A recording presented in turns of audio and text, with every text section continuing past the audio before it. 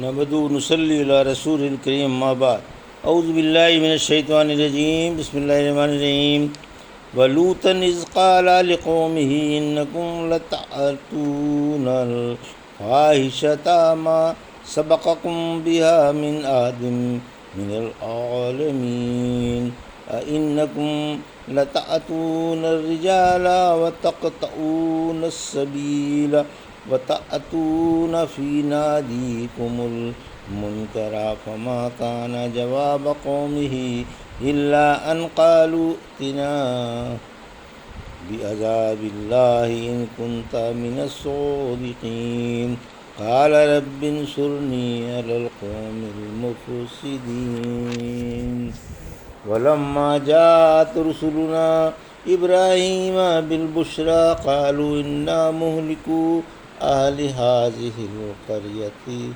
ان اہلها كانوا ظالمین قال ان فيها لوطا قالوا نحن اعلم بمن فيها لننجينه واهله الا امرأته كانت من الغابرين فلما ان جاءت رسلنا لوطا سيء بهم وضاق بهم ذرعا وقالوا لا تخف ولا تحزن إنا منجوك وأهلك إلا امرأتك كانت من الغابرين إنا منزلون على أهل هذه القرية رجزا من السماء بما كانوا يفسقون وَلَقَدْ تَرَكْنَا مِنْهَا آيَاتًا بَيِّنَةً لِقَوْمٍ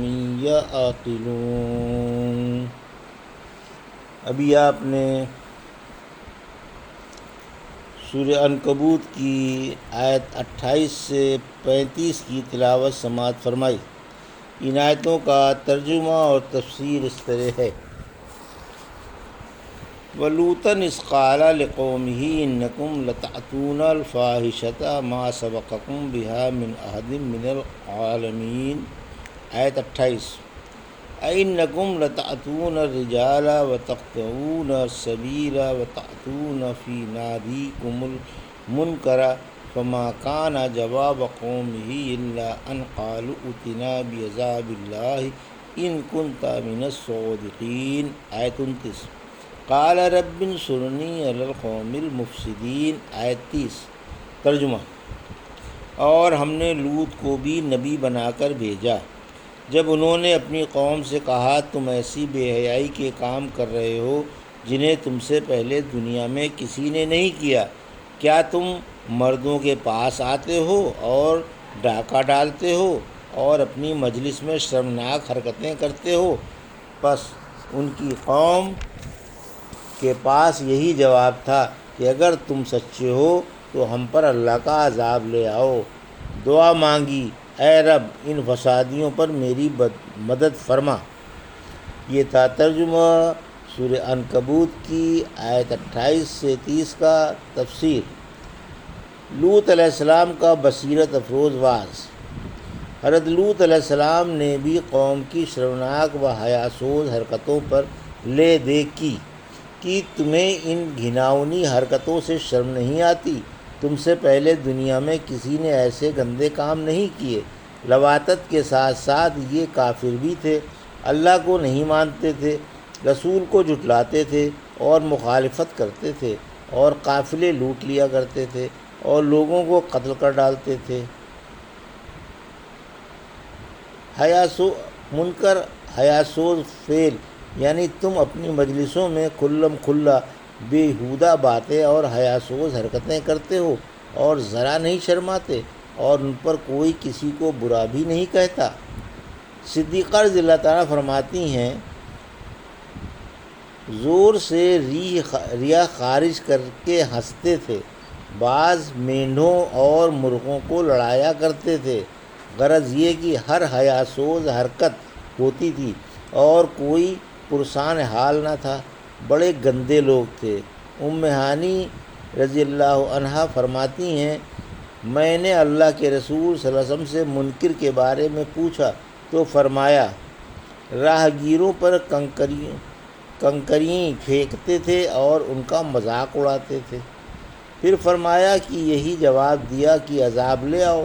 کفر و سرکشی اور مذاق کی حد ہو گئی۔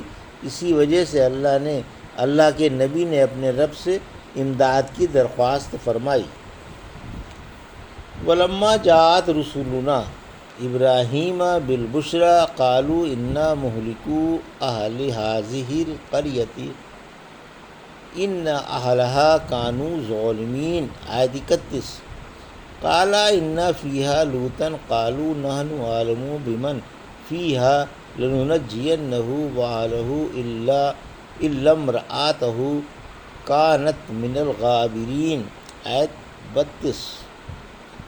ولما ان جاءت رسلنا لوطا سیء بهم وضاق بهم ذرعا وقالوا لا تخف ولا تحزن انا منجوک واہلک الا امرأتک کانت من الغابرین۔ آیت 33۔ انا منزلون علی اہل هذه القریۃ رجزا من السماء بما كانوا یفسقون۔ آیت 34۔ وَلَقَدْ تَرَكْنَا مِنْهَا آیَاتًا بَيِّنَاتٍ لِقَوْمٍ یعقلون۔ آیت 35۔ ترجمہ۔ اور جب ہمارے بھیجے ہوئے فرشتے ابراہیم کے پاس خوشخبری لائے تو انہوں نے کہا ہم اس علاقے کے باشندوں کو تباہ کرنے والے ہیں کیونکہ یہ ظالم ہیں۔ فرمایا اس میں تو لوط بھی ہیں۔ فرشتے بولے ہمیں معلوم ہے جو وہاں ہیں، ہم انہیں اور ان کے گھر والوں کو بحرز ان کی عورت کے بچا لیں گے، اور عورت پیچھے رہ جانے والوں میں سے ہوگی۔ اور جب ہمارے فرشتے لوط کے پاس آئے تو آپ ان کی وجہ سے پریشان اور تنگ دل ہو گئے، اور فرشتوں نے کہا آپ ڈرے نہیں اور نہ دلگیر ہوں، ہم آپ کو اور آپ کے گھر والوں کو بچا لیں گے، بحرز آپ کی بیوی کے کہ وہ پیچھے رہ جانے والوں میں سے ہوگی۔ ہم اس علاقے والوں پر ان کی نافرمانیوں کی وجہ سے آسمانی عذاب اتارنے والے ہیں، اور ہم نے اس بستی کے کچھ کھلے نشان عقل والوں کے لیے چھوڑ دیے ہیں۔ یہ تھا ترجمہ۔ آیت 31 سے 35 کا تفسیر۔ آیت 31۔ فرشتوں کا عذاب لے کر آنا۔ جب حضرت لوط علیہ السلام نے اللہ سے امداد کی اور درخواست فرمائی تو اللہ نے آپ کی مدد کے لیے فرشتے بھیجے۔ یہ حضرت ابراہیم علیہ السلام کے پاس سے مہمانوں کی صورت میں گزرے۔ آپ تو تھے ہی مہمان نواز۔ فوراً مہمانوں کے سامنے کھانا لا رکھا۔ جب دیکھا کہ مہمان کھانے کی طرف ہاتھ نہیں بڑھاتے تو گھبرائے اور خوف محسوس کیا۔ فرشتے آپ کو مانوس و خوش کرنے کے لیے بولے آپ کی بیوی سارہ سے آپ کے ایک نیک بیٹا پیدا ہوگا۔ سارہ بھی موجود تھیں۔ انہیں بڑا تعجب ہوا، جیسا کہ سورہ ہود اور سورہ ہجر میں گزر چکا ہے۔ فرشتوں نے آپ کو یہ بھی بتایا کہ انہیں قوم لوط کو ہلاک کرنے کے لیے بھیجا گیا ہے۔ آیت 32۔ آپ اس خیال سے کہ شاید فرشتے اور مہلت دے دیں اور اللہ انہیں ہدایت دے دے ان سے جھگڑنے لگے۔ فرشتوں نے جواب دیا کہ ہم لوط کو اور ان کے گھر والوں کو بچا لیں گے، بس ان کی بیوی ہلاک ہوگی کیونکہ وہ بغاوت میں ان کا ہاتھ بٹاتی تھی۔ من الغابرین یعنی ہلاک ہونے والوں میں سے ہوگی۔ آیت 33۔ پھر فرشتے حضرت لوط علیہ السلام کے پاس خوبصورت اور ہوشیار بچوں کے روپ میں گئے۔ آپ انہیں دیکھتے ہی کڑھے، پریشان ہوئے کہ اگر ٹھہراتا ہوں تو بھی قوم نہیں چھوڑے گی، اور اگر انہیں نہیں ٹھہراتا تو بھی قوم کے ہتھے چڑھ جائیں گے۔ آپ کو خبر نہ تھی کہ عذاب کی گھڑی آ پہنچی ہے۔ آخر فرشتوں نے آپ کو بتایا کہ ہم عذاب لے کر اترے ہیں، آپ کے گھرانے میں بس آپ کی عورت ہلاک ہوگی۔ آیت 34۔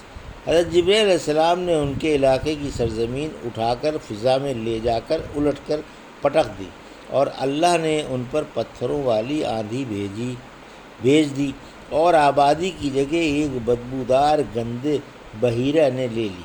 یہ علاقہ قیامت تک کے لیے ارباب ہوش کے لیے باعث عبرت ہے۔ یہ تو تھا دنیاوی عذاب، اور قیامت کا سخت عذاب رہا الگ۔ آیت 35۔